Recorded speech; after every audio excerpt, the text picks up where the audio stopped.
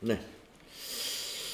네, 우리가 앞 시간에서 회계의 순환 과정을 공부를 했는데요. 자, 회계의 순환 과정의 어느 부분까지 우리가 공부를 했는가 한번 잠깐 정리하고 이번 시간에 이어서 하도록 하겠습니다. 자, 우리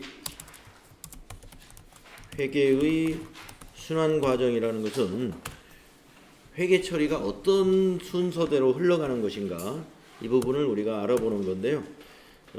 첫째, 회계상 거래를 인식하는 단계가 필요하지 않습니까? 그래서 회계상 거래를 인식해야 되는데 회계상 거래는 자산, 부채, 자본, 수익과 비용의 변화가 일어나면 그것이 회계상 거래입니다. 그죠? 네. 그래서 자산, 부채, 자본, 수익과 비용의 변화가 있다는 것은 재무상태표와 손익계산서의 변화가 있는 것이다. 그렇게 이해를 하시면 된다 그랬죠? 그러면 회계상 거래는 우리가 어떻게 처리해야 하느냐? 분계라는 걸 한다 이랬습니다. 그 분계를 통해서 분계장이라고 하는 주요 장부가 만들어집니다. 그러니까 여러분은 뭐 분계장에 대해서 관심을 갖는 것보다 분계에 대해서 관심을 가지면 돼요. 분계된 내용이 만들어진 장부가 분계장이니까. 그래서 어제 여러분들 분계를 하기 위한 여러 가지 원칙을 우리가 공부했죠. 예, 그 원칙이 바로 거래의 8요소. 거래의 8요소 차변 요소는 자산 증가, 부채 감소, 자본 감소, 비용 발생인데 그 이유는 우리가 재무상태표와 손익계산서를 같이 놓고 봤을 때 자산하고 비용이 차변 항목이에요. 그렇기 때문에 같은 방향에서는 증가하고 반대 방향에서는 감소한다 이거죠. 그리고 대변 항목을 보면 재무상태표의 저쪽 오른쪽에 있는 대변 항목은 부채, 자본, 그리고 손익계산서의 대변 항목이 수익입니다. 그래서 부채와 자본은 대변에서 증가하고 수익은 대변에서 발생하고 뭐 증가한다 해도 발생한다는 말이나 거의 같습니다. 근데 이제 우리 교과서에서 발생이라는 표현을 쓰니까 뭐 증가라는 표현을 써도 뭐 틀렸다고 볼 수는 없어요. 그래서 부채, 자본, 비용은 대변에서 증가하고 반대편 차변에서 감소합니다. 그래서 여러분 우리가 어제 단식부기와 복식부기를 비교하면서 우리 재무회계는 복식부기로 우리 공부할 것이다.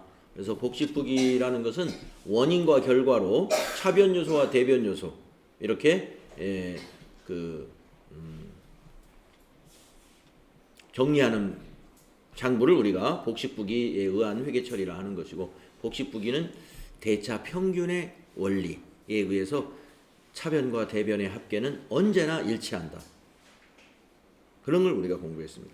그리고 분계하는 절차 해서 분계를 하기 위해서는 계정 과목이 정리가 돼야 되고 그 다음에 그 계정 과목을 차변에 기록할 것인가 대변에 기록할 것인가 그걸 정해야 되고 또 금액을 확인해서 기록을 하면 되죠.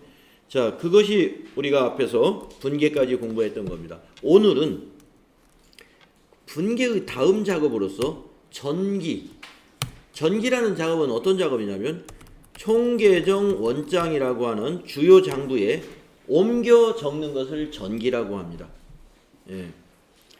그래서 단순히 옮겨 적는 작업이기 때문에 우리가 앞 시간에서 분계에서처럼 차변 요소, 대변 요소를 판단해 가지고 전표 입력이라는 것을 우리가 전산회계에서는 해야 된다고 그랬죠.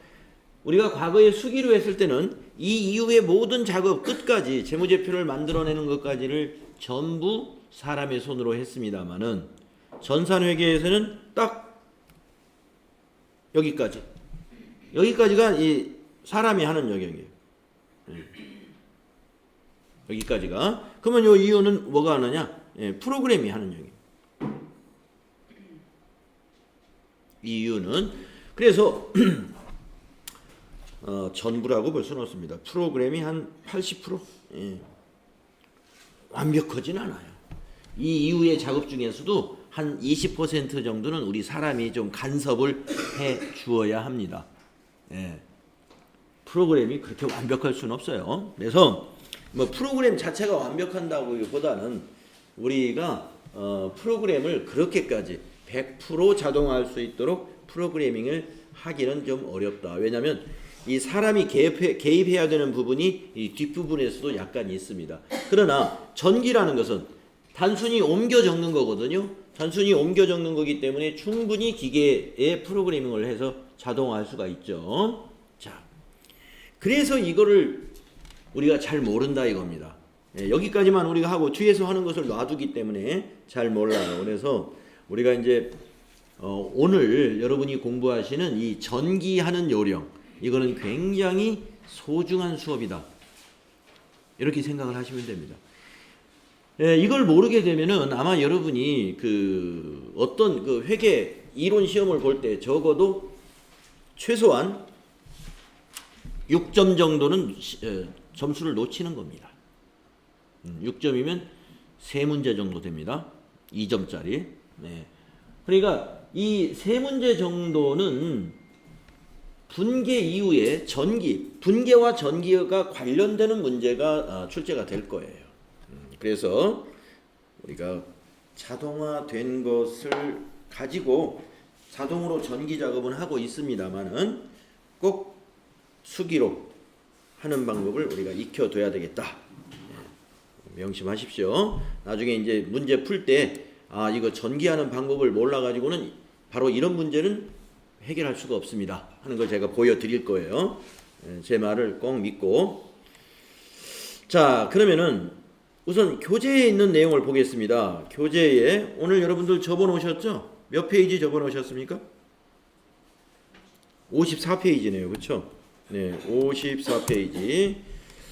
자, 그러니까 아마도 어제 여러분에게 여기까지 읽어보시라 그랬을 거예요. 분계 원리 및 계정 잔액. 네, 그래서 우리가 자산 계정에서는 말이죠, 차변에서 증가하고 대변에서 감소한다. 따라서 증가하는 쪽 차변에 잔액이 남는 법이다. 부채는 대변에서 증가하고 차변에서 감소하고 잔액은 대변에 남는다. 자본도 마찬가지. 손익계산서의 비용은 차변에서 발생하고 대변에서 소멸합니다. 예. 대변에서 소멸하는데 잔액은 차변에 남는다. 수익의 경우도 대변에서 발생하고 차변에서 소멸해요. 그래서 잔액은 대변에 남습니다. 근데 또 여기서 이걸 얘기하고 가야 되겠네요. 대변에서 소멸한다. 또 수익은 차변에서 소멸한다 하는데 우리가 앞에서 정리했던 거래의 8요소에 보면은 거래의 8요소에서는 비용이 차변에서 발생, 수익은 대변에서 발생, 이건 있었지만 이거 없었죠. 예. 거래의 8요소에서는 이걸 표시하지 않습니다. 안 나지만 이건 사실은 있는 거예요. 이 부분이 있습니다. 이거는 반드시 그런 건 아니지만 보통 결산 수정 분계라는 걸 하게 되는데요. 결산 절차에서 우리가 이제 곧 바로 이 책에 설명이 나올 겁니다. 결산 수정 분계를 할 때 반대에, 즉 비용을 대변에서 소멸시키고 또 수익을 차변에서 소멸시키는 그러한 수정 분계를 결산 때 주로 해요. 그러니까 평상시에는 회계 처리하는 내용이 아니기 때문에 거래의 8요소에는 빠져 있습니다. 이것까지 넣으면 두 개를 포함해서 거래의 10요소가 되기도 합니다. 그래서 어느 교과서에서는 거래의 10요소를 아예 정리하기도 하는데 우리 교재에서는 거래의 8요소로 정리했으니까 거래의 8요소가 기본이에요. 거기에다 이 두 가지를 우리가 첨부시키면 10요소가 되는 것이다. 네. 자, 그 다음에 거래의 종류 3가지를 공부하고 그 다음에 전기로 넘어가야 되겠네요. 이거 우리 앞 시간에 여기까지 안 했군요. 자, 거래의 종류. 네.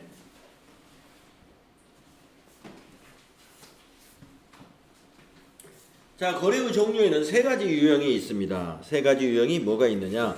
교환거래, 손익거래, 혼합거래. 네. 그래서 거래를 교환거래, 손익거래, 혼합거래로 어떻게 분류를 하는지 보도록 하겠습니다. 교환거래라 하는 것은 자산과 부채 자본의 증가와 감소만 있는 거래입니다. 네. 자산, 부채, 자본의 증가와 감소만 있는 거래가 교환거래. 그러면 뭐예요? 재무상태표 개정 과목끼리 회계 처리가 일어나는 것을 말하겠죠? 예. 그러니까 수익과 비용은 전혀 없다는 거예요. 수익과 비용은 전혀 없어. 그 분계에. 예를 들면 밑에 나와 있네요. 어제 우리가 교재에서 예를 들었던 상품 20만 원을 현금으로 구입했다는 거래를 분계했을 때 차변에는 상품이라는 자산이 증가하고 대변에는 현금이라는 자산이 20만 원 감소하지 않습니까? 그래서 우리가 이 거래의 결합관계를 쓸 때 차변의 상품은 자산 증가요. 이렇게 위로 화살표하면 증가를 의미하겠습니다. 대변의 현금은 자산 감소요. 이렇게 되죠. 예, 자산, 양쪽이 다 자산입니다. 그래서 양쪽이 자산이나 부채나 자본인 경우 그걸 우리가 교환거래라고 그래요. 그래서 이런 경우를 교환거래라고 한다. 자, 그러면 그 밑에 손익거래를 한번 보도록 하겠습니다. 손익거래는 거래 총액이 수익 또는 비용인 거래를 손익거래라고 합니다. 그러면 수익과 비용이면 여러분 알다시피 이제 손익계산서 개정이죠. 수익과 비용이. 그러니까 거래 총액이 수익이거나 비용이다. 그러면은 이거는 전부 손익계산서로 간다 해서 손익거래라고 그래요. 수익과 비용은 손익계산서로 가는 금액이에요. 전부 다. 수익 전부, 비용 전부. 예. 그래서 이게 손익계산서로 간다 해서 손익거래라고 한다. 이렇게 보시면 됩니다. 근데 손익계산서로 가는 게 전부라는 거. 전부는 거래 총액. 자, 밑에 예를 들어보겠습니다. 예금에 대한 이자 10만 원을 현금으로 받다. 어저께도 우리가 분계 연습했던 것 중에 대여금에 대한 이자 얼마를 현금으로 받았다. 이런 거 우리 해본 적이 있잖아요. 자, 그러면 분계가 이렇게 됩니다. 자, 예금으로 넣었던 예금에 대한 이자 10만 원을 현금으로 받았기 때문에 차변에 현금 10만 원, 대변에 이자 수익 10만 원입니다. 네. 자, 이거는 왜 손익거래냐? 지금 거래금액이 10만 원인데 거래금액 10만 원 모두가 이자, 수익 발생이에요. 그래서 이게 손익거래예요. 선생님, 차변에 현금 자산인데요. 자산이 있든 없든 그건 상관이 없어요. 거래금액 총액이 수익이거나 비용인 거래를 우리가 손익거래라고 하는 거거든요. 그래서 이 거래의 결합관계는 차변은 자산이 어떻게 됐어요? 네, 자산 증가했고 대변은 수익 발생. 발생도 화살표를 위로 하겠습니다. 수익 발생. 자, 이런 형태의 거래가 손익거래다. 마지막으로 혼합거래는 짐작을 가시겠지만 이 두 개가 섞여 있는 거래가 혼합거래. 교환거래와 손익거래가 혼합되어 있는 거래다 해서 혼합거래입니다. 자, 내용을 읽어보시면 이렇게 해놨죠. 자산, 부채, 자본의 증감과 수익과 비용의 발생이 혼합되어 이루어진 거래. 그러면 자산, 부채, 자본의 증감만 있는 거래는 교환거래이고 수익과 비용이 거래 총액으로 발생한 거래는 손익거래란 말이에요. 두 개가 혼합되어 있다. 예, 그것이 혼합거래입니다. 자, 예를 들어보겠습니다. 대여금 20만 원과 그에 대한 이자 2만 원을 현금으로 받았다. 예, 그러니까 이제 대여금, 빌려준 돈이 있는데 그게 만기가 된 모양입니다. 그래서 원금하고요. 거기에 정해진 이자를 계산했더니 10%였나 봐요. 그래서 2만 원. 그래서 22만 원을 오늘 현금으로 받은 겁니다. 자, 밑에 분계를 보시면 현금이라는 자산이 증가했으니까 차변에 기록하는 거 맞죠? 네, 요거 자산 증가 했고요. 자, 대변에 대여금 20만 원. 이건 자산 감소. 왜 자산 감소냐? 대여금이 자산인 겁니다. 빌려준 돈은 자산이에요. 근데 대여금을 대변에 기록했죠? 받았으니까 이제 더 받을 게 없지 않았습니까? 그러니까 대변에서 없어져야 되죠. 그래서 대변에 대여금을 기록함으로써 대여금 계정 대변에 기록하면 자산이 감소가 되는 거예요. 그러면 이자 수익 2만 원 대변에 왔죠. 이거는 수익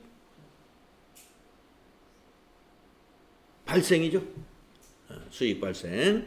자, 보시면 자산 증가, 자산 감소, 그리고 거래 금액의 10%인 2만 원이 뭐 10%라고 볼 수 없네요. 거래 금액은 여기서 22만 원이니까.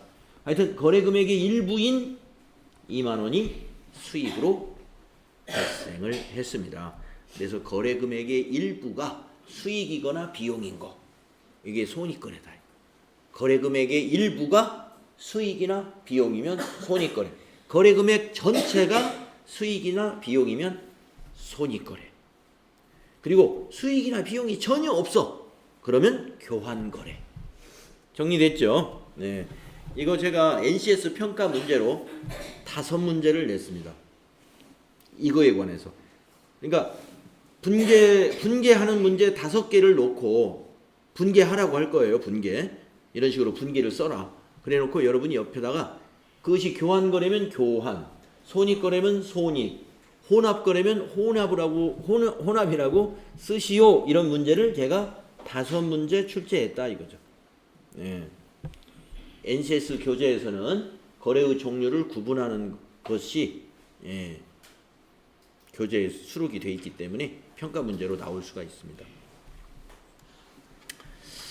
자, 그런데 이제 이게 FAT 시험에서도 좀 이런 문제 좀 냈으면 좋겠는데 안 내네요. 예. 전산회계 시험은 이런 문제 나옵니다. 네, 한국 세무사회 전산회계 시험 이론에서는 이런 문제 나옵니다. 그런데 이제 그 두 기관 간의 그 문제를 내는 그 방향이 조금 달라요. 약간. 그래서 우리 회계 일반 교과서에는 이게 분명히 있는데 시험에는 AT 시험에는 여간해서 이게 안 나옵니다. 지금까지 제가 한 번도 AT 시험에서 이게 낸 경우를 못 봤어요. 근데 갑자기 나올 수도 있어요. 네, 갑자기 나올 수도 있어요. 이거 알아두셔야 됩니다. 자, 그러면은 이제 전기라는 거에 대해서 알아보겠습니다. 아까 말씀드렸죠? 전기란 무엇이다? 분개된 내용을 총계정 원장에 옮겨 기록하는 것입니다. 옮겨 적는 거. 한번 읽어보겠습니다. 기업의 경영활동에서 회계상 거래가 발생하여 분개한 내용을 해당 계정에 옮겨 적는 것을 전기라고 하며 해당 계정이 설정되어 있는 장부를 총계정 원장이라고 한다. 그래서 옛날에는요, 이 장부를 아침에 출근하면 캐비넷에서 장부를 쭉 껴안고 책상 앞에다 이렇게 책꽂이에다 꽂아놔야 돼요. 네. 왜냐하면 맨날 하는 일이 전표 작성해서 장부에 전기하는 일이기 때문에 이제 출근할 때는 캐비넷에서 장부를 그 두꺼운 장부 있습니다. 그 빨갛게 칠해져 있어요. 견출지 탁탁탁 붙어 있는데 그 견출지가 계정 과목이에요. 여기는 복리후생비. 뭐 예를 들어서 비용 계정 원장이다 그러면 급여, 복리후생비, 여비교통비, 접대비, 차량 유지비 무슨 비 해서 견출지가 딱 붙어 있어요. 거기에다가 적는 거예요. 뭘 보고? 전표를 보고.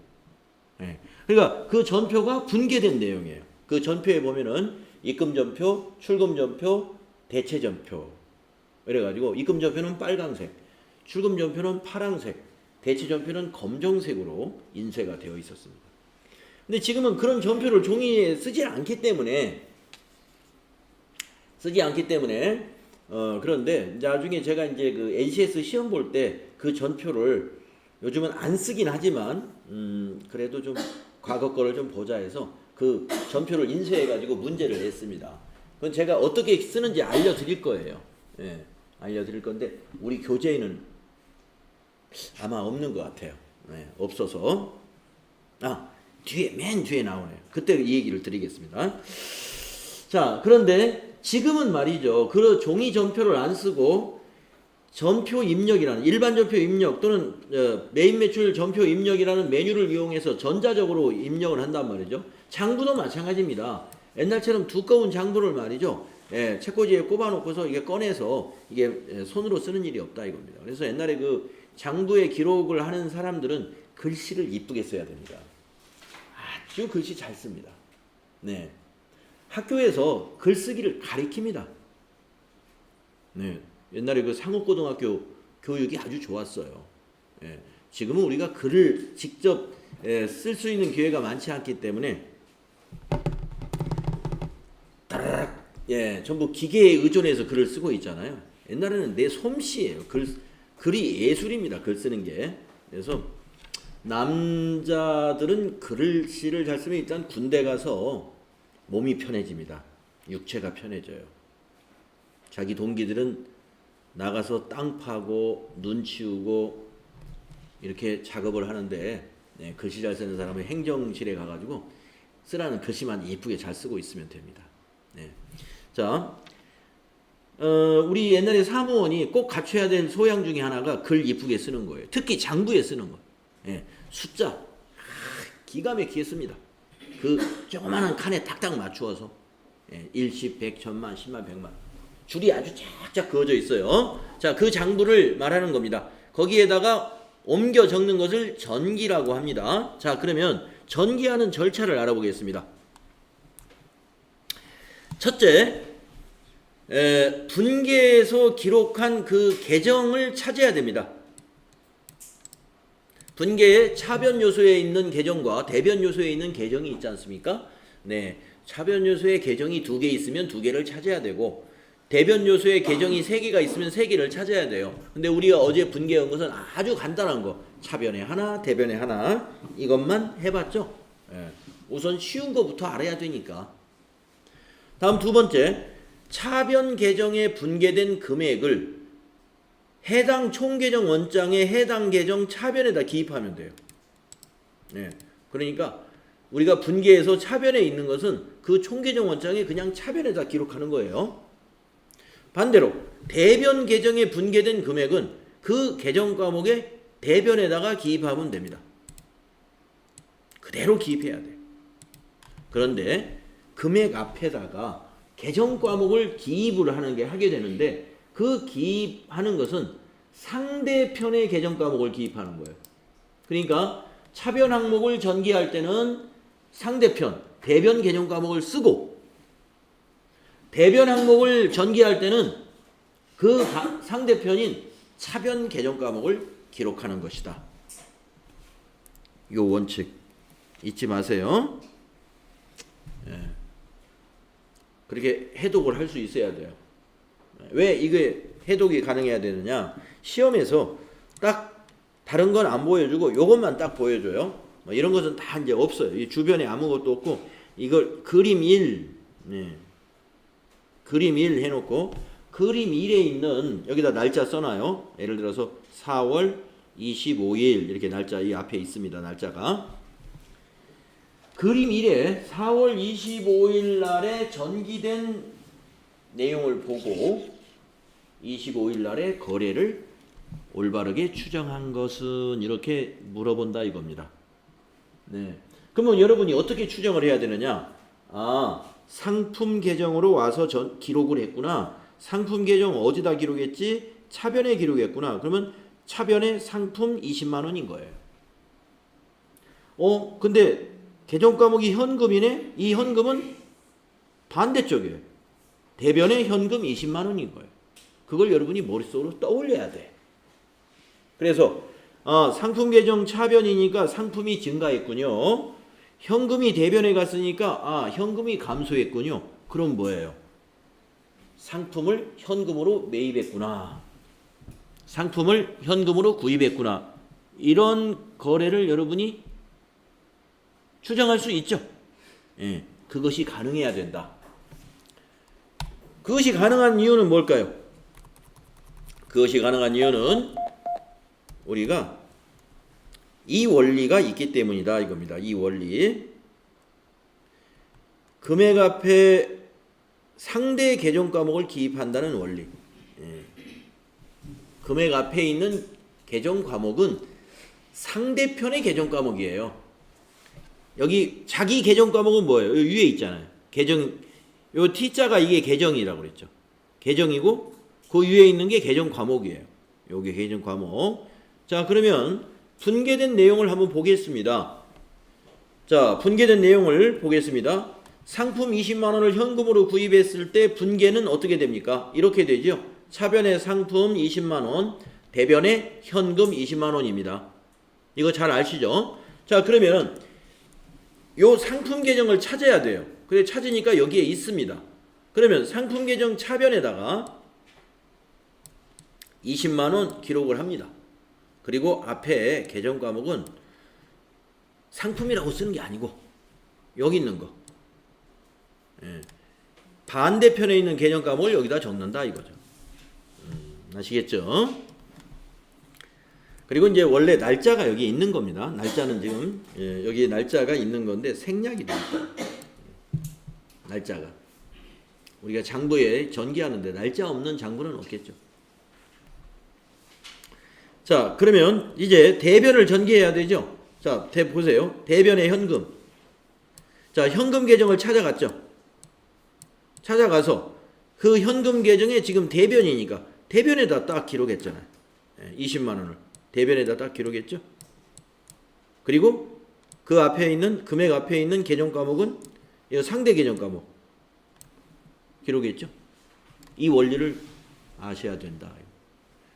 그래서 지금부터 전기 연습을 좀 할 거예요. 전기하는 연습. 이거 굉장히 중요합니다. 예. 전기하는 연습을 한번 해보겠습니다. 자, 그러면 여러분 그 노트에다가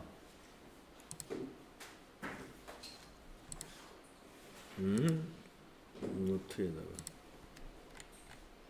이 전기가 다 돼 있네. 이걸 지워야 되겠네. 자, 노트에다가 말이죠.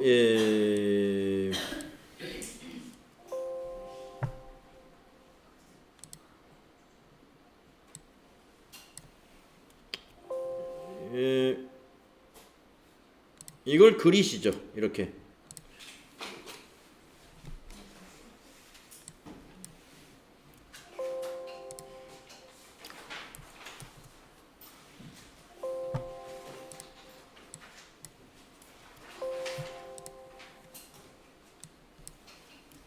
이쁘게 한번 그려보세요.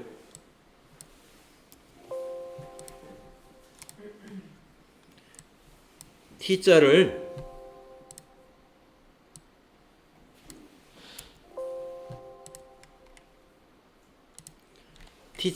모두 몇 개 그리냐면 하나, 둘, 셋, 넷, 다섯, 여섯, 일곱, 여덟, 아홉, 10개인데요.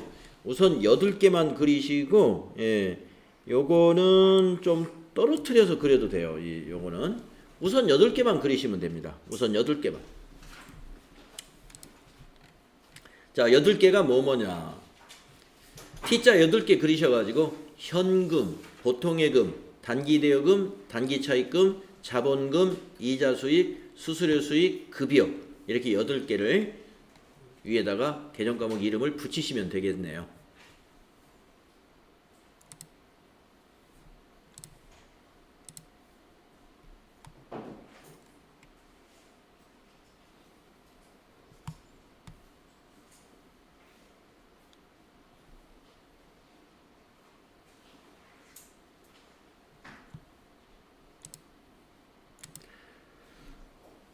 자, 그러면은 우리가 이제 교재를 통해서 전기하는 방법에 대해서 알아봤습니다. 그래서 전기하는 연습을 해볼 거예요. 여기 있는 것처럼 네, 다 같이 한번 해보겠습니다. 자, 그러면 1번 거래 1번 거래 전기를 한번 해보겠습니다. 자, 차변에 현금이 있네요. 현금 계정을 찾아가지고 그렇죠? 차변에 현금이 있으니까 현금 계정을 찾아가지고 차변에다가 1월 1일 상대 계정 과목 자본금이라고 쓰고 100만 원 이렇게 적어야 되죠. 네, 자 여러분 현금 계정 차변을 찾아서 1월 1일을요 이렇게 약식으로 1/1 이렇게 쓰시면 되겠네요. 그리고 상대 계정 과목 쓰고 100만원 1,000,000 이렇게 기록하겠습니다. 그러면 이제 1번 분계에 50%만 전개한 거예요. 한쪽만. 자, 반대쪽 하겠습니다. 반대는 자본금이죠. 자본금의 대변에다가 기록해야 돼요. 자, 자본금의 대변을 찾아갑니다. 자본금이 어딨냐? 여기 있네요. 자본금 원장에 대변에다가 1월 1일 1/1 하시고 상대 계정 과목이 현금이었죠. 현금 100만원 1,000,000,000이라고 기장을 한다. 이쁘게 한번 써보세요. 왜 대변에 쓰느냐? 자, 우리가 전기를 할 때는 대변의 계정을 우리가 전개했죠. 그러니까 대변에 있는 계정 과목에 대변에다 기록해야 돼요. 아까 현금은 어디다 기록했어요? 차변에다 기록했죠? 예. 자기 계정의 그 차변 쪽. 여기는 대변 계정이니까 대변에 기록하는 거예요. 이게 지금 전개하는 요령이에요. 자, 두 번째 거 하겠습니다. 네. 자, 두 번째 거는 단기 대여금이죠. 단기 대여금을 찾아가지고 차변에다가 상대 계정 과목 현금이라고 쓰고 50만원 적어야 돼요. 네, 그러면 1월 2일 날, 자, 단기 대여금을 찾아가겠습니다. 단기 대여금 차변에다가 1월 2일 상대 계정 과목 현금이라고 쓰고 500,000 이렇게 정확히 해야 됩니다. 네. 그래서 옛날에 이게 수기로 할 때요, 요 정도 지금 여러분이 전표를 이렇게 넘겨가면서, 전표를 넘겨가면서 이렇게 장부를 기장했어요. 그런데 뒤에서 과장님이 불러요, 나를. 심부름 시킨다고. 빨리빨리 좀 와보라고 그래요. 예, 알겠습니다. 딱 전표를 이제 접어놓고 갔는데, 뭐 3층에 어디 좀 뭐 좀 해달라고 그래요. 예, 알겠습니다. 갔다 온 사이에 전표가 이렇게 돌아가 버렸어. 그래서 어디까지 했지? 내가 여기 1월 2일 것까지 했구나 하고 이 차변만 전개하고서 이제 1월 3일로 넘어갔다. 그러면 이제 나중에 일개표가 안 맞아요. 왜 안 맞을까요? 지금 50만원 차변만 기록했지 지금 대변을 기록을 안 한 거예요. 나중에 맞을까요? 안 맞아지는 거예요. 그래서 우리가 이런 제가 그 신입사원 때 20대에 어떤 회사에 취업을 해보니까 그 회사마다, 각 과마다 분위기가 있습니다. 회계과를 들어가면요, 팔이 날아다니는 소리, 이 목이 날아다니는 소리까지 다 들려요. 너무 조용하니까. 벨소리도 요만하게, 모기 소리만하게 해놓고, 조용합니다. 영업부를 가면요, 완전 시장통이에요. 막 전화통도 굉장히, 전화도 막 벨도 엄청 세고, 뿌렁뿌렁하고, 막 소리도 전부 다 목소리가 큽니다. 네. 그런 게 분위기가 있죠. 자, 회계과는 왜 그래야 돼요? 이거 집중해야 돼요. 굉장히 꼼꼼하게 기록을 해야 된단 말이죠. 자, 1월 2일 거 대변 기록하겠습니다. 1월 2일 대변에 현금 있죠? 현금 계정을 찾아서 대변에다가 상대 계정 과목 단기 대여금이라고 쓰고 50만원 씁니다. 자, 현금 대변에 1월 2일 상대 계정 과목 단기 대여금 50만원 이렇게 전기를 해야 된다. 지금은 차변만 기록하고 누가 급하게 부르니까 일어나서 가는 일 이런 건 있을 수 없죠. 지금은 그러니까 그렇게 했다는 것은 전표 입력을 차변만 하고 대변을 입력하려고 하는데 누가 불렀다는 얘기예요. 그러면 그 전표 입력 화면이 밑에 빨갛게 50만원 지금 아직 착오가 난다 하고 딱 표시를 해줍니다. 내가 지금 뭔가 마무리가 안 됐구나 하는 걸 알 수가 있어요. 자, 3일 날 거 하겠습니다. 3번 1월 3일 거래은행에서 70만 원을 6개월간 차입하여 보통예금에 입금했을 때 우리는 분계를 차변의 보통예금 70만 원, 대변의 단기차입금 70만 원 어제 이렇게 분계했죠. 예, 어제 결석하신 분은 이 동영상을 꼭 들어서 이 분계 이미 이해한다 그러면 볼 필요 없어요. 이 분계가 이해가 안 간다 그러면 꼭 한번 들어볼 필요가 있습니다. 자, 그래서 보통예금 차변입니다. 그러니까 보통예금 차변을 찾아가 가지고 상대계정 과목 단기 차입금이라고 적고 70만 원 기록해야 됩니다. 자, 보통예금을 찾아가 보세요. 여기 있죠? 1월 3일 단기 차입금 70만 원 기록합니다.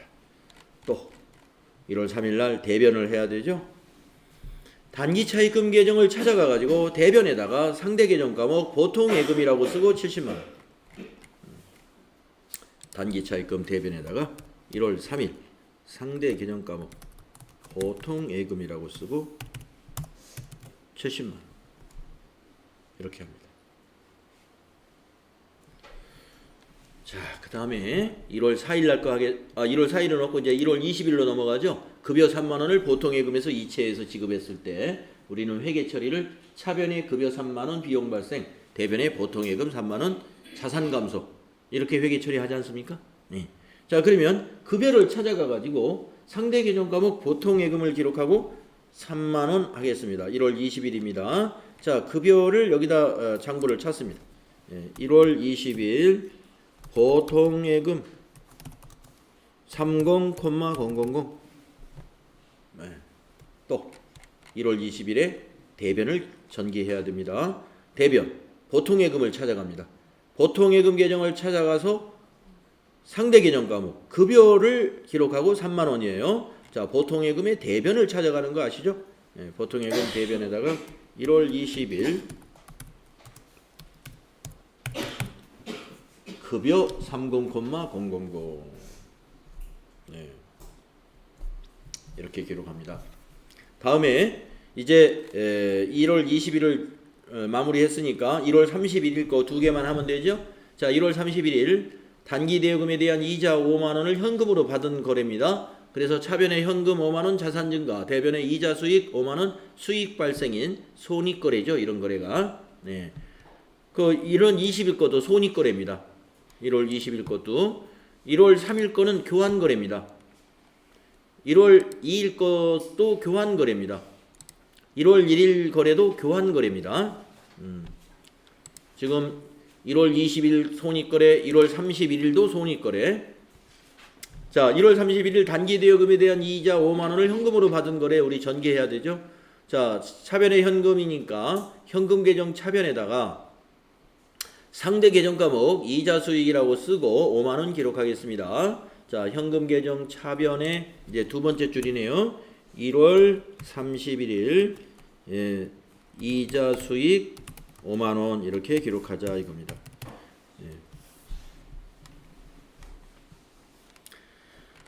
자, 그다음에 이제 대변에 이자 수익 계정 과목을 찾아가서 상대 계정 과목 현금이라고 쓰고 5만 원 하겠습니다. 이자 수익 여기 있죠? 대변에다가 1월 31일 상대 계정 과목 현금이라고 쓰고 5만 원. 전개했습니까? 자, 이제 1월 31일 하나 더 있죠. 매출 대행 수수료 8만 원을 현금으로 받았답니다. 그러면 차변에 현금 8만 원 자산 증가요, 대변에 수수료 수익 8만 원 수익 발생입니다. 그래서 현금 계정 차변을 찾아가 가지고 상대 계정 과목 1월 31일 수수료 수익 얼마였죠? 8만 원? 8만 원. 그리고 수수료 수익 계정을 찾아가 가지고 대변에다가 상대 계정 과목 현금 8만 원을 기록하겠습니다. 수수료 수익을 찾아가 가지고 대변에 1월 31일 상대 계정 과목 현금 8만 원. 예. 어때요? 6개 해 보니까 이제 조금 익죠? 이 정도 돼야 돼요. 예. 근데 만약에 여러분이 나 오늘 6번 해봤어도 이거 그래도 헷갈릴 것 같은데? 그러면은 다시 해봐야 됩니다. 예. 노트 자리 많잖아요. 예, 옆에다 또 그려가지고 한 번 더 해봐가지고 두 개가 똑같아야 돼요. 오늘 학원에서 한 거하고. 굉장히 중요합니다. 왜 중요하냐? 이제 뒤에서 이거 보고 판단하고 문제 푸는 것만 남았지 이거를 실습해 볼 시간이 없다 이겁니다. 우리 실습에 가면 이게 수기로 안 하고 전부 다 프로그램으로 할 거예요. 프로그램으로 해버리니까 이거를 연습할 시간은 오늘밖에 없는 것이죠. 그러니까 여러분 연습이 필요하면 이제 개인적으로 해야 돼. 예. 자, 이렇게 전기가 일어나는 것을 우리가 이와 같은 요령으로 전기하는 것이다. 예, 이런 얘기가 되겠습니다. 자, 그러면 전기가 끝났습니다. 자, 여기까지를 우리는 매 일상 업무로 이걸 하는 거예요. 이런 이 작업을 우리 회계 사무원은 일상 업무. 그래서 이제 일상 업무로 매일매일 하면서 퇴근할 때 일개표 만들고 그 일개표하고 관련 전표를 딱 묶어가지고 윗사람의 결제를 받고 이랬습니다. 네, 지금은 이제 전산이 돼 있으니까 일개표를 전산으로 출력하면 되죠. 예, 인쇄해가지고 지금도 이제 전자결제를 안 하는 회사는 일개표 그 위에 결제란까지 다 만들 수가 있어요. 예. 결제란을 뭐 3개로도 만들 수 있고 4개로도 만들 수 있고 그 일개표를 딱 인쇄해가지고 결제 받으면 됩니다. 자, 그래서 이것을 일상 업무로 진행을 하고요. 이 다음 과정이 뭐냐면은 이제 결산에 들어갑니다. 네. 결산. 그래서 이제 결산의 절차를 이제 알아보도록 하겠습니다. 그리고 우리가 결산이라는 것은 어떤 의의가 있는 것인가? 우리가 앞에서 회계의 전제 조건 중에서 기간별 보고의 과정이라는 회계의 기본 과정에서 기간별 보고의 과정이라는 게 있었죠. 바로 우리가 결산을 통해서 재무제표를 완성을 해야 됩니다. 자, 결산의 의미는 무엇인가? 기업은 경영활동에서 발생한 거래를 분계장에 분계하고 총계정호장에 전개하는 행위를 기중에 반복을 하는데 보고기간 말에는 기중에 기록된 내용을 토대로 기업의 재무상태와 경영성과를 파악해야 한다. 이와 같이 일정 시점의 자산부채 자본을 재무상태표에다가 표시를 하고 일정 기간에 수익과 비용을 경영성과를 파악하기 위한 절차인데 이 수익과 비용을 나타내는 경영성과표가 바로 손익계산서거든요. 그래서 한마디로 재무상태표와 손익계산서를 만드는 작업을 우리가 결산이라고 볼 수 있습니다. 그러한 절차를 결산이라고 한다 이거죠. 자산부채 자본의 재무상태는 재무상태표에 표시하고 수익과 비용을 통한 경영성과는 손익계산서에 표시되므로 결산 절차는 기중에 기록된 내용을 토대로 재무상태표와 손익계산서라는 재무제표를 작성하는 과정이 되겠다. 그래서 결산이라 하는 것은 결론적으로 재무제표를 작성하는 과정이다. 시점은 우리가 그 보고기간 말 시점으로 하기 때문에 날짜로 따지면 12월 31일 기준으로 결산을 하는 거예요. 그래서 이 12월 31일이라는 보고기간 말의 의미가 뭐냐면은 아까 재무상태표에서 무슨 말이 있었냐면은 일정 시점이라는 말이 있었잖아요. 그러니까 재무상태표에 표시되는 이 자산이라 하는 것이 또는 부채라고 하는 것, 자본이라고 하는 것은 12월 30일 거는 몰라요. 아니 모른다기보다는 안 나타나 있어요. 재무상태표에는 12월 31일 결산일 현재로 표시한다는 겁니다. 그런데 손익계산서를 볼까요? 손익계산서에서는 아까 일정 기간이라고 표현을 하죠. 손익계산서의 수익과 비용을 한번 생각해 볼까요? 매출액이라든가 또는 급여라든가 이런 거는 12월 31일 하루 거를 보여주는 게 아니죠. 1월 1일부터 12월 31일 이렇게 손익계산서는 기간의 실적을 보여주는 거예요. 기간의 실적을 따라서 재무상태표는 일정 시점에 재무상태를 파악한다 이렇게 말을 하고요. 손익계산서에서는 이런 기간 개념이기 때문에 일정 기간 동안 발생한 수익과 비용을 성과로 나타내는 것이죠. 네, 이거 알아두시고 자 그러면 구체적으로 한번 결산의 절차는 어떻게 되느냐. 수정전 시산표를 먼저 만들고 그런 다음에 수정분계를 합니다. 그런 다음에 수정후 시산표를 만들어서 이제 손익계산서 개정을 마감하고 재무상태표 개정을 마감함으로써 결산을 마무리하게 되는 거거든요. 그래서 이제 결산의 절차를 여기다 적어보면은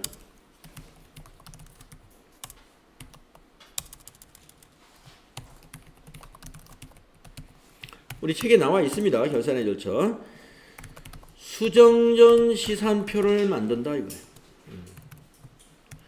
그 다음에 수정분계를 합니다. 이 수정분계가 바로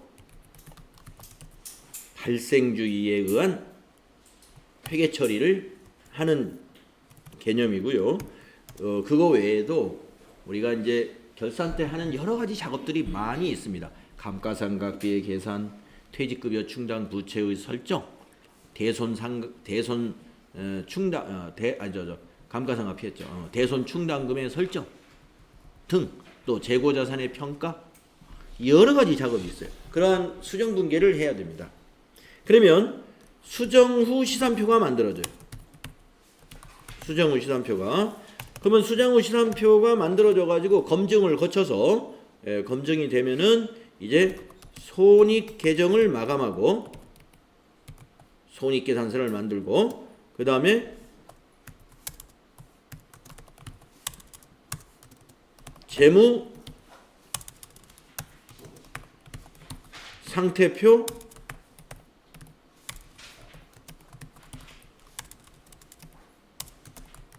개정을 마감한다. 이렇게 함으로써 손익 계산서와 재무 상태표가 완성이 되는 겁니다. 이것이 이제 결산의 절차예요. 그래서 이제 우리 10분간 쉬었다가 다음 시간에 자 수정전 시산표를 한번 만들어 볼 거고요. 이 수정분계는 지금 단계에서 이 수정분계까지 하면 우리 너무나 깊은 고민에 빠져요. 그래서 요거는 수정사항이 없을 수는 없는데 없다고 그냥 보는 거예요. 패스. 그래서 수정 후 시산표는 만드나 마나 하겠죠. 아무것도 수정한 사항이 없으니까. 그 다음에 해보는 게 이제 손익계정의 마감. 그 다음에 재무상태표 계정의 마감. 그리고 손익계산서와 재무상태표를 작성하는 거. 이걸 다음 시간에 하도록 하겠습니다. 네, 10분간 쉬었다 하죠.